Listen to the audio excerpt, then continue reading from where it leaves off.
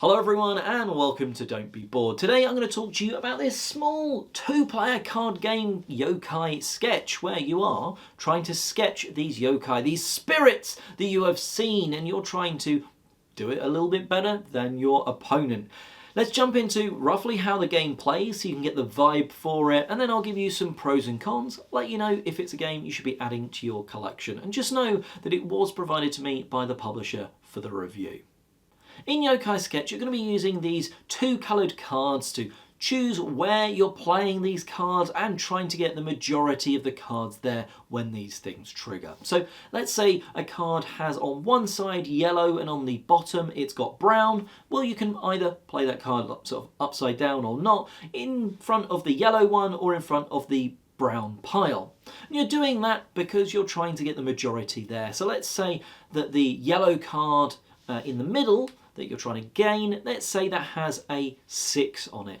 Well, when 6 cards have been played in that column in total, so let's say I've done 4, they've done 2, it will trigger because the total of 6 has been done. Whoever then has the majority of their cards claims that, points at the end of the game, but then has to discard all of the cards they've got there. So on your turn, you're going to draw a card and then play up to 3 cards. So you can try and hold on to a couple of yellows, get a third one, and then bang, bang, bang. I've played 3 yellows on my turn, maybe triggering that and have tipped that in my favour. Maybe even drawing, because sometimes you want to draw because your opponent might be trying to claim the blue one. It says like 4 on it, they've played 2. Well, if you play 2, you draw. And what does that mean? Well, that gets put to the bottom of the pile and everyone's blue cards are discarded. You didn't get the points, but neither did your opponent. And what you're trying to do is have the most points at the end of the game when one of those coloured piles in the middle runs out.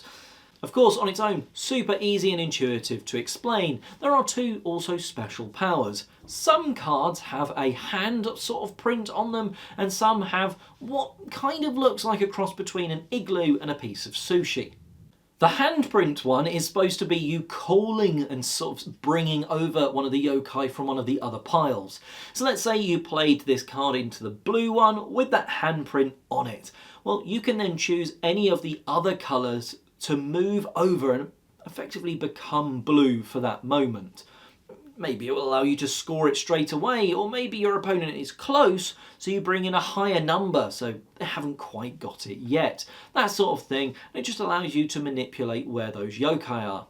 The other one is, which I described slightly as a sushi roll thing, well, that actually is a distraction, so maybe it is distracting them with food. In this, you take the last sketch card that your opponent played on their side and you actually flip it round. So let's say it's brown and blue and it's in the brown column, you flip it round, it becomes a blue card and is moved to the blue column. It might mean that they actually get the yokai over there, but normally you're doing that to sort of cement a little bit more of your majority on that one that you're playing it on. And those are the 2 powers that some of the cards have. So as I alluded to, you go until one of the yokai scoring card piles in the middle is completely gone, and at that point you see who wins by adding up the numbers that you've got from your collected cards. So now you know roughly how to play. On your turn you're drawing a card and playing up to 3, trying to get the majority, or maybe just put your opponent off for a little bit, going for a majority on that one, maybe trying to tie so all the cards are removed. And well, it's got this nice flow to it. You are sometimes just playing one card, drawing one card, playing one card, and other times you get this big turn as you're maybe playing in a few different places, or all the colours over here trying to get that majority.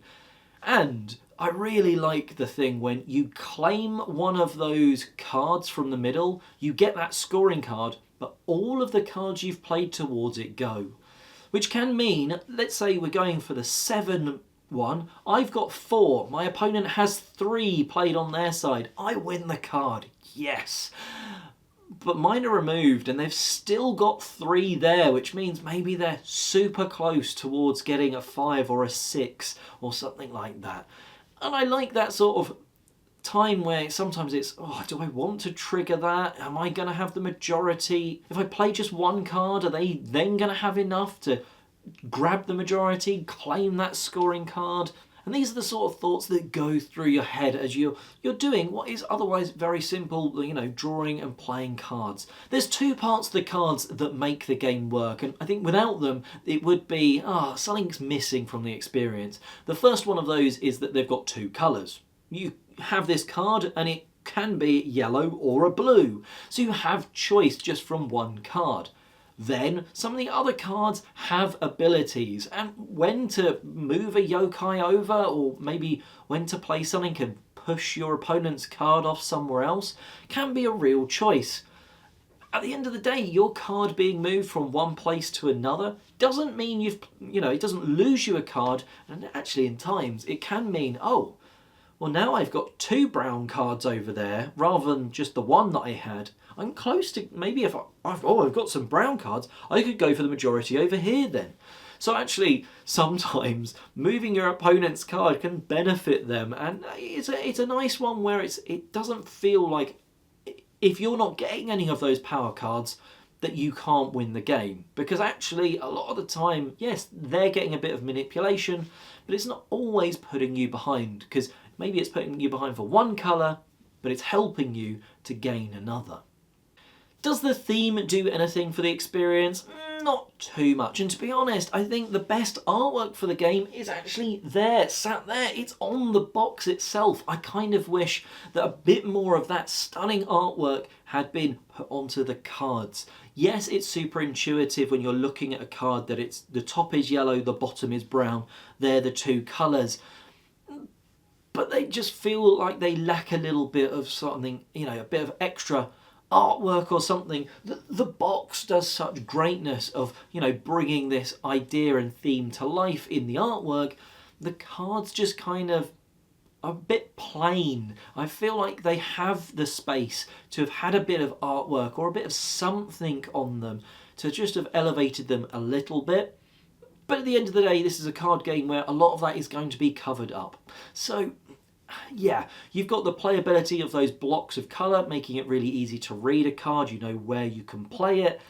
But I wish there was, the nice artwork from the box. Just makes you feel like there could have been nice artwork on all of the cards. And that could have just been a nice thing just to have elevated the game slightly.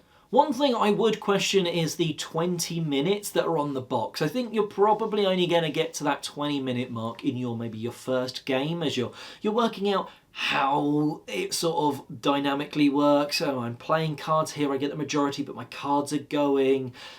Oh, which of these two, right, this is this power, oh, which one should I affect? I do think after that first play, really, you're going to get to 15 minutes. Maybe, it will come down. Even after teaching the game and our first play, it was maybe, I clocked it in about 22 minutes. And with 20 minutes on the box, you easily knock like 4 or 5 minutes off just by having played the game. You don't need to read the rules and that sort of thing.